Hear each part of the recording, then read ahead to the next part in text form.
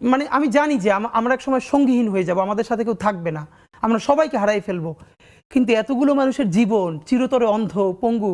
কিবরিয়া ভাই, এটা আমি অনেকবার বলছি, ঢাকা বিশ্ববিদ্যালয়ের মসজিদ থেকে নামাজ পড়ে বেরোচ্ছে, টিআরটি ওয়ার্ল্ড একটা ছেলেকে ইন্টারভিউ করবে, জুলাইয়ের আহত, তা আমাকে দেখে ওনারা কথা বলতেছে, তখন ছেলেটা শুনতেছে যে আমি এসছি, ও কোরআনের হাফেজ, মনে হয় 21 না 22 বছরের, 2 চোখ চিরতরে হারাই গেছে, আলো ফিরবে না। তা আমার কাঁধে হাত রেখে বললো কি যে হাদি ভাই, আমার সপ্তাহখানেকের জন্য আমার একটা চোখে একটু আলো ফিরিয়ে দেওয়া যায়? আমি বললাম ভাই 1 সপ্তাহের জন্য কেন?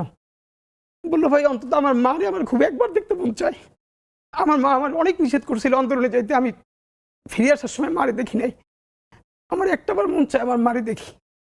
তো যারা হাজার হাজার কোটি টাকা পাচার করে বিদেশ চলে গেছে,